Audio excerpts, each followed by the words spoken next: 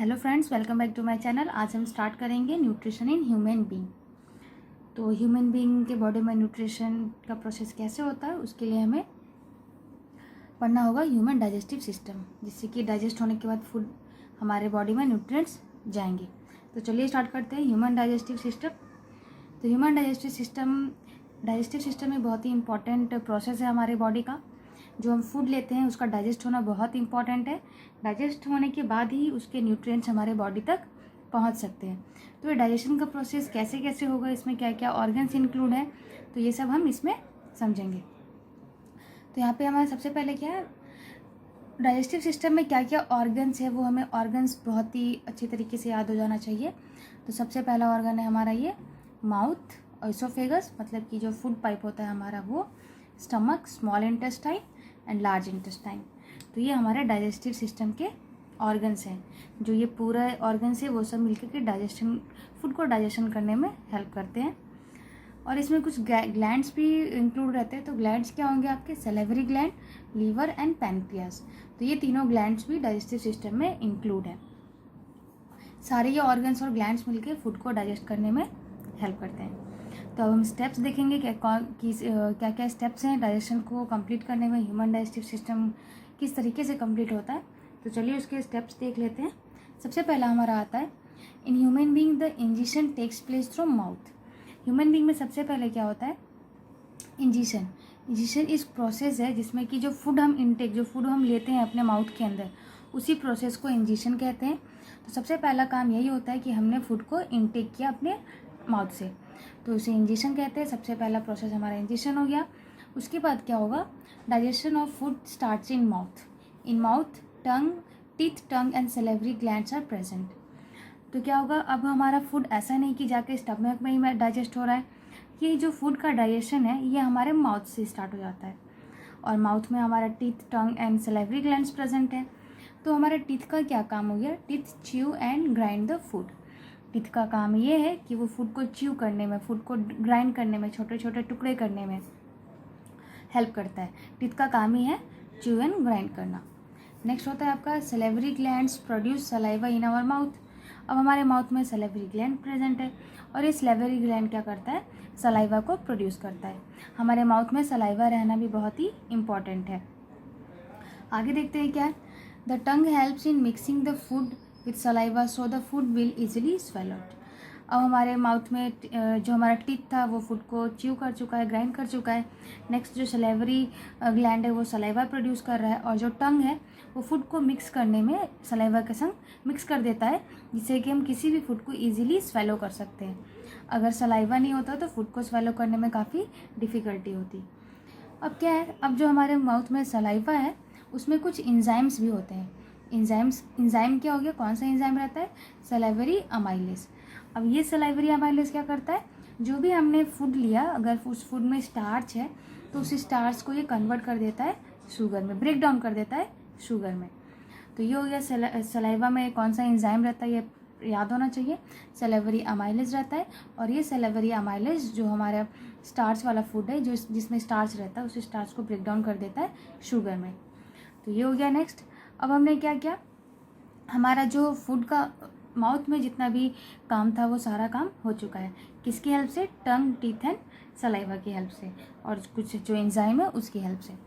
Next हमारा अभी जो फूड था हमारा वो स्वेलो होके कहाँ चला जाएगा, और हमारे अंदर मीन्स ओइसोफेगस में। तो फिर क्या हो रहा है अभी, the food from the mouth then goes down in the food pipe. अब जो हमारा फूड पाइप है उसमें हमारा फूड इंटर कर चुका है। The lining of the esophagus has muscles that contract rhythmically to push the food forward. This process is called peristaltic movement.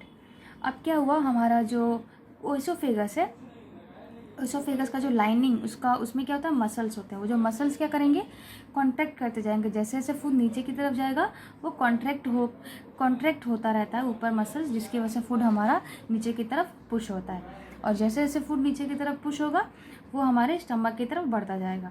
और वही जो रिदमिकली कॉन्ट्रैक्ट हो रहा है वो ओसोफेगस के मसल्स, जिससे कि फूड अंदर की तरफ पुश होने में हेल्प मिल रहा है, उस मूवमेंट को हम बोलते हैं पेरिस्टाल्टिक मूवमेंट। तो इस मूवमेंट की वजह से हमारा फूड अंदर की तरफ जा रहा है, कॉन्ट्रैक्ट हो, मसल्स के कॉन्ट्रैक्शन की वजह से जा रहा है।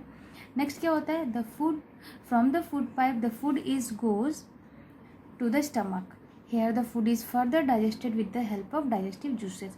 अब हमारे माउथ से ओइसोफेगस में जा चुका है, ओइसोफेगस से हमारा फूड अब कहाँ जाएगा, स्टमक में, और स्टमक में कुछ डाइजेस्टिव जूसेस होंगे जिसकी मदद से ये फूड और भी अच्छे से डाइजेस्ट होगा। तो यही हमारा स्टेप्स है। आगे हम और देखते हैं क्या क्या है।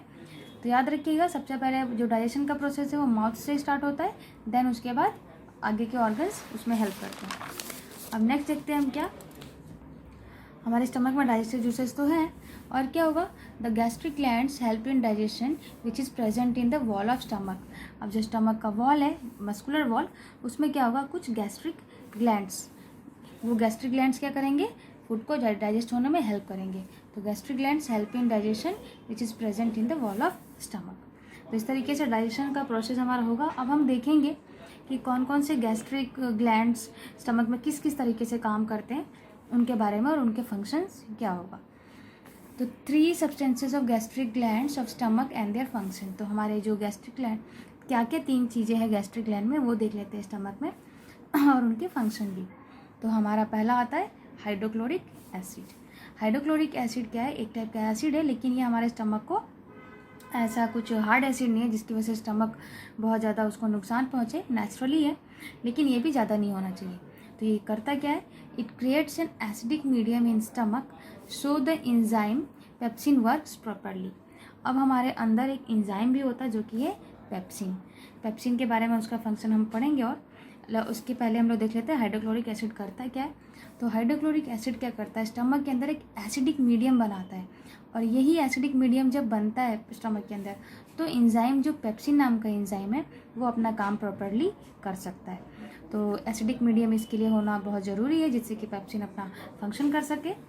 और क्या करता है hydrochloric acid, it kills any bacteria which enter in our stomach with food. अब मान लीजिए कुछ फूड खाया हमने, कोई बाहर का चीज़ खा लिया, उसके साथ कुछ बैक्टीरिया प्रेजेंट रहेगा उसके फूड के साथ, हमारे स्टमक में एंटर हो गया, तो ये जो हाइड्रोक्लोरिक एसिड है उस बैक्टीरिया को किल कर देता है ताकि वो हमारे अंदर कुछ भी नुकसान ना पहुंचाए। तो ये हाइड्रोक्लोरिक एसिड के फंक्शन है और बहुत ही मोस्ट इंपॉर्टेंट है, एग्ज़ाम में आने के चांसेस रहते हैं इसके। नेक्स्ट आता है आपका पेप्सिन एंजाइम, जो हमने ऊपर देखा यहाँ पे पेप्सिन एसिडिक मीडियम की वजह से काम करा, तो वही पेप्सिन एंजाइम है। तो पेप्सिन एंजाइम क्या करता है, it helps in the digestion of protein present in our food.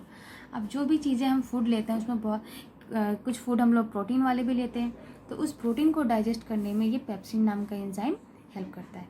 तो ये हो गया पेप्सिन का फंक्शन। नेक्स्ट आता है आपका म्यूकस। म्यूकस क्या करता है, it helps to protect the inner lining of stomach from the action of acid. अब क्या है, हमारे स्टमक में बहुत ज़्यादा भी एसिड नहीं होना चाहिए, नहीं तो अगर बहुत ज़्यादा एसिड हो गया तो हमारे स्टमक के मसल्स को नुकसान पहुंचेगा। तो ये क्या करता है mucus, it helps to protect the inner lining of stomach. हमारे जो स्टमक का इनर लाइनिंग, जो मसल्स का इनर लाइनिंग है, उसको क्या करता है, उस पर एसिड ज़्यादा कुछ नुकसान ना पहुँचाए, उससे रोकता है ये म्यूकस। तो if mucus is absent then it causes the erosion of inner lining of stomach. अगर मान लीजिए म्यूकस नहीं रहा, म्यूकस अगर हमारे अंदर प्रेजेंट नहीं है स्टमक में, तो क्या होगा, उसकी वजह से हमारा जो स्टमक का इनर लाइनिंग है अंदर वाला, वो क्या होगा, ख़राब होगा। इरोजन मीन्स क्या हो गया आपका, ख़राब होगा, वो डैमेज होगा। तो ये हो गया म्यूकस का फंक्शन। नेक्स्ट देखते हैं, partially digested food from stomach enter the small intestine. तो ये तीनों के फंक्शन हो चुके हैं हमारे, hydrochloric acid and pepsin enzyme and mucus. अब जो हमारा फूड यहाँ पे जितना डाइजेस्ट हुआ है, मतलब पार्सली डाइजेस्ट हुआ है, कम्प्लीटली स्टमक में डाइजेशन नहीं होता है, तो partially digested food from stomach enter the small intestine. इसके बाद जो हमारा आधा डाइजेस्ट हुआ फूड है वो स्मॉल इंटेस्टाइन में इंटर होता है। और स्मॉल इंटेस्टाइन में क्या होता है, small intestine is the site where complete digestion of carbohydrates, fat and proteins. तो यहाँ पे स्मॉल इंटेस्टाइन में ही जो भी हमने कार्बोहाइड्रेट, फैट और प्रोटीन वाले फूड खाए हैं, वो पूरा का पूरा फूड कम्प्लीटली डाइजेस्टेड हो जाएगा। तो स्मॉल इंटेस्टाइन वो जगह है जहाँ पे कंप्लीट डाइजेशन होता है। और स्मॉल इंटेस्टाइन में क्या होता है, small intestine receives the secretion of 2 glands, liver and pancreas. हमने देखा था कि हमें ग्लैंड्स भी इंक्लूड है इसके अंदर, तो स्मॉल इंटेस्टाइन में क्या होता है, जो लीवर और पैनक्रियाज है वहाँ से क्या होगा, सिक्रीशन, मतलब इसमें से कुछ आपके जूसेस, कुछ एंजाइम्स आएंगे जो कि हेल्प करते हैं आगे के डाइजेशन के प्रोसेस में। तो वो हम नेक्स्ट लेक्चर में देखेंगे क्या है। तो यहाँ पे उम्मीद है आपको सब समझ में आया होगा। तो मिलते हैं नेक्स्ट लेक्चर में।